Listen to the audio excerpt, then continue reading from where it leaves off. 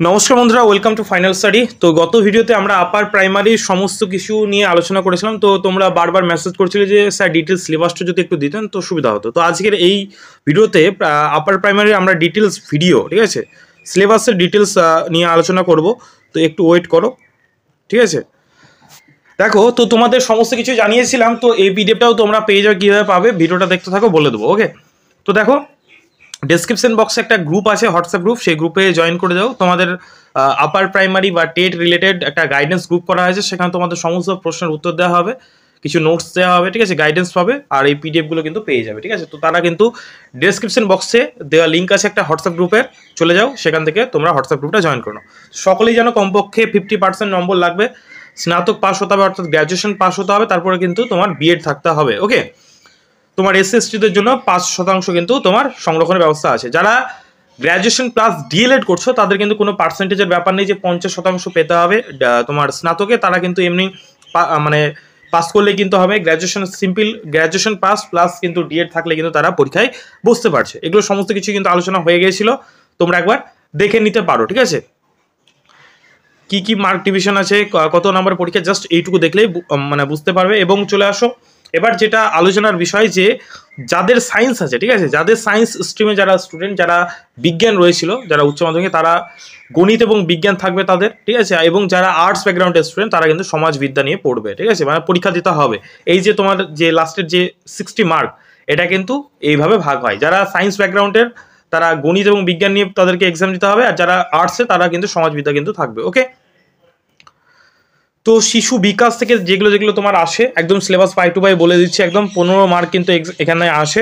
বিকাশের ধারণা এবং শিক্ষণের সঙ্গে তার সম্পর্ক, শিশুর বিকাশের মূলনীতি, বংশগতি ও পরিবেশের প্রভাব, সামাজিকীকরণ পদ্ধতি, সমাজ জগৎ, শিশু, শিক্ষক, পিতামাতা, সহপাঠী, পিয়াজে, কোহলবার্গ, ভাইগটস্কি, গঠনতত্ত্ব এবং সমালোচনামূলক দৃষ্টিভঙ্গি, শিশু কেন্দ্রিক এবং প্রগতিশীল শিক্ষার ধারণা, বুদ্ধির গঠন সম্পর্কিত দৃষ্টিভঙ্গির সমালোচনা, ঠিক আছে। এরকম কিন্তু প্রত্যেকটা পরপর করে সাজিয়ে দেওয়া আছে, তোমরা কিন্তু একবার দেখে নিতে পারো, ঠিক আছে। এখান একদম সিডিপি থেকে কিন্তু কোড টপিকগুলো এখানে কিন্তু তোমার থাকছে। এখান থেকে কিন্তু 15টা কিন্তু টপিক কিন্তু মানে 15টা কিন্তু প্রশ্ন হয়। ওকে, নেক্সট চলো এখান থেকে তোমার এই যে ব্যাপক শিক্ষার ধারণা এবং বিশেষ সম্পন্ন শিশুদের বোধ থেকে এখানে কিন্তু তোমার 5টা প্রশ্ন থাকে, অর্থাৎ 5টা মার্ক। ওকে, আর তোমার যে সিডিপির যে পেডাগজি সেকশন যেটা থাকে সেখান থেকে তোমার 10টা প্রশ্ন থাকছে। ওকে, সিলেবাসটা তোমরা একবার স্ক্রিনশট নিয়ে তোমরা দেখে নিতে পারো, পড়তে গেলে অনেক সময় যাবে, ভিডিওটা বড় হয়ে যাবে। ওকে, তো একটু পজ করে তোমরা দেখে নিতে পারো। নেক্সট দেখো, নেক্সট হচ্ছে প্রথম ভাষা। বাংলা থেকে যেটা থাকছে তোমার ভাষাগত বোধ পরীক্ষণ, ঠিক আছে, সেখান থেকে 15টা মার্ক থাকছে। এখানে তোমার অজানা পাঠ, 2টি পরিচ্ছদ থাকবে, একটি গদ্যটি সাহিত্য, বিজ্ঞান সংক্রান্ত, বর্ণনাত্মক অথবা প্রাসঙ্গিক সম্বন্ধীয় হতে পারে, ঠিক আছে। নাটক, কবিতা, তা থেকে তোমার বোধ পরীক্ষণ, সিদ্ধান্ত, ব্যাকরণ, শব্দ ব্যবহার কিন্তু এগুলো থাকতে পারে, ঠিক আছে, মানে সেগুলো থাকবে। ব্যাকরণের পড়ছেন আর বোধ পরীক্ষণ কিন্তু এখানে থাকছে তোমাদের 15 মার্ক। ওকে, আর 15 মার্ক যেটা থাকবে সেটা হচ্ছে তোমার পেডাগজি থেকে প্রশ্ন থাকবে, মানে শিক্ষণবিদ্যা। ওকে, যেরকমভাবে তোমার প্রাইমারি পরীক্ষা যদি দাও, প্রাইমারি টেট, তাহলে খুব ভালোভাবে বুঝতে পারবে যে সেটাকে কি করে পড়ানো হয়, যে বাংলা বিষয়টাকে কি করে পড়ানো হয়, সেই বিষয় নিয়ে যেটা আলোচনা হয় সেটাই তোমার পেডাগজি। ওকে, তো এখানে যেগুলো থাকছে একবার দেখে নাও। শিখন এবং অর্জন, ভাষা শিখনের মূলনীতিসমূহ, শোনা ও বলার ভূমিকা, ভাষার কার্যাবলী এবং কিভাবে শিশুরা ভাষাকে ব্যবহার করে, বিশ্লেষণমূলক দৃষ্টিভঙ্গি, ভাষা শিখন এবং লেখার ভূমিকার মূল্যায়ন, বিভিন্ন শ্রেণীতে ভাষার শিক্ষার ঝুঁকি, ভাষার সমস্যা ইত্যাদি দেখতেই পাচ্ছ। এগুলো কিন্তু তোমাদের থাকবে, ঠিক আছে। সুন্দরভাবে তোমরা কিন্তু খাতায় নোট ডাউন করতে পারো অথবা পিডিএফটা কালেক্ট করতে পারো। নেক্সট দেখো, সেকেন্ড ল্যাঙ্গুয়েজ হিসেবে তোমাদের ইংলিশ থাকছে। ইংলিশের সেম 2টো আনসিন থাকবে, পোজ, প্যাসেজ দেওয়া থাকবে। ওকে, গল্প টাইপের কিছু দেওয়া থাকবে, প্যাসেজ দেওয়া থাকবে, সেখানে তোমার ন্যারেটিভ, সাইন্টিফিক, মানে বিভিন্ন রকম হতে পারে। ওকে, তাছাড়া তোমার গ্রামার থেকে তোমার ভয়েস চেঞ্জ, ন্যারেশন চেঞ্জ, ঠিক আছে, article, preposition, right from verb, vocabs থেকে কিন্তু মানে সিনোনিম, অ্যান্টোনিম, সমার্থক শব্দ, বিপরীত শব্দ, এক কথায় প্রকাশ, এগুলো থেকে কিন্তু তোমাদের প্রশ্ন আসবে 15 মার্ক।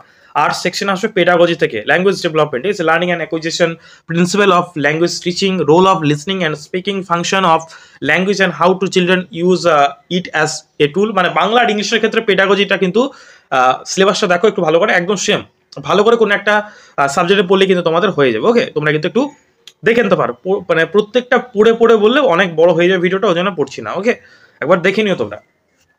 পিডিএফটা অবশ্যই পেয়ে যাবে, যারা পিডিএফটা নিতে চাও হোয়াটসঅ্যাপ গ্রুপ জয়েন করো, ডেসক্রিপশন বক্সে দেখবে লিঙ্ক আছে। ওকে, অথবা কমেন্ট বক্সে আমি তোমার দিয়ে দেবো লিঙ্কটা।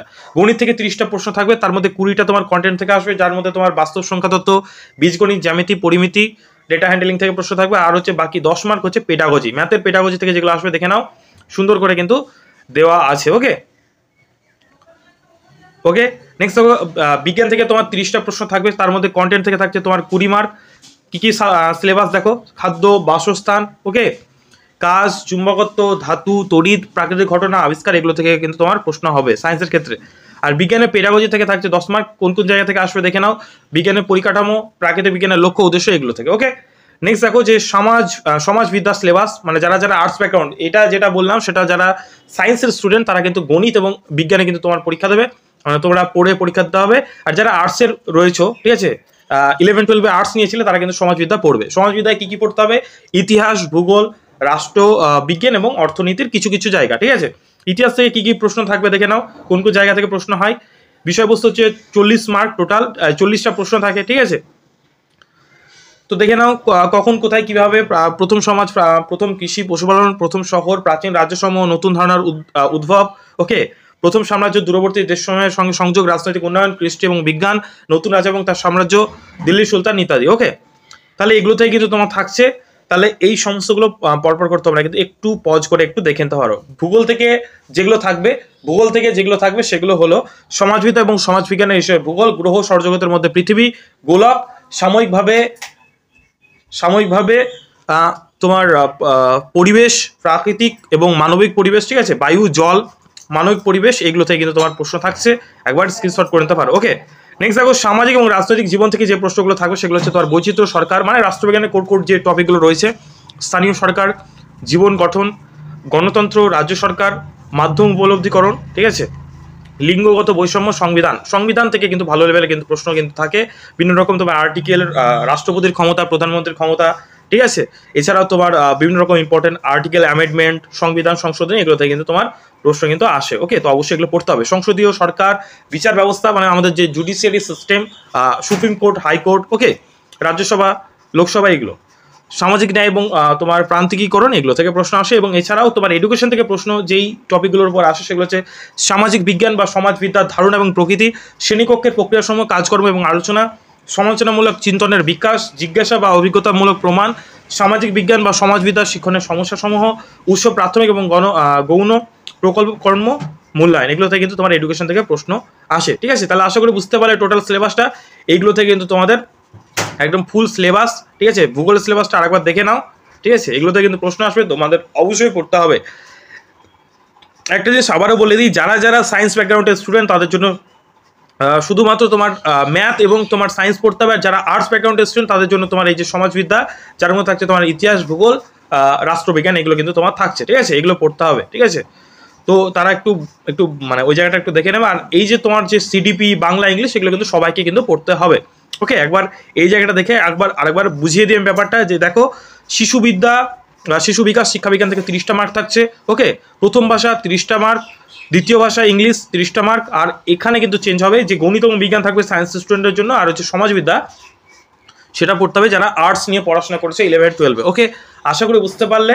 150 মার্কে কিন্তু তোমাদের পরীক্ষা কিন্তু হবে। ওকে এবং দেখতে পাচ্ছ যোগ্যতা তোমার গ্র্যাজুয়েশনের পাশাপাশি 50% সহ, ঠিক আছে, 50% থাকতে হবে অবশ্যই গ্র্যাজুয়েশনে। তারপরে তোমার যদি বিএড করো তাদের ক্ষেত্রে 50% অবশ্যই বাধ্যতামূলক। আর যারা ডিএলএড করবে বা ডিএড করো তাদের জন্য কিন্তু তোমার কোনো পার্সেন্টেজ কিন্তু এখানে চাওয়া হয়নি, জাস্ট প্লেন গ্র্যাজুয়েশন পাস করলে কিন্তু হবে। ওকে আশা করি বুঝতে পারলে। লিখিত পরীক্ষা এবং ইন্টারভিউয়ের মাধ্যমে কিন্তু এটা নিয়োগ করা হয়। তো যারা আপার প্রাইমারির রিলেটেড ক্লাস চাইছো অবশ্যই কমেন্টে জানাও, তোমাদের জন্য আপার প্রাইমারি রিলেটেড ক্লাস খুব তাড়াতাড়ি কিন্তু আমরা শুরু করবো। এবং যারা এই সমস্ত নোটসগুলো পেতে চাইছো তারা হোয়াটসঅ্যাপ গ্রুপ জয়েন করতে পারো, ডিসক্রিপশন বক্সে লিঙ্ক আছে, সেই লিঙ্কে ক্লিক করে তোমরা কিন্তু গ্রুপটা জয়েন করে নেবে। ওকে থ্যাংক ইউ ভিডিওটা শেষ পর্যন্ত দেখার জন্য। দেখা হচ্ছে পরের কোনো ক্লাসে। Thank you.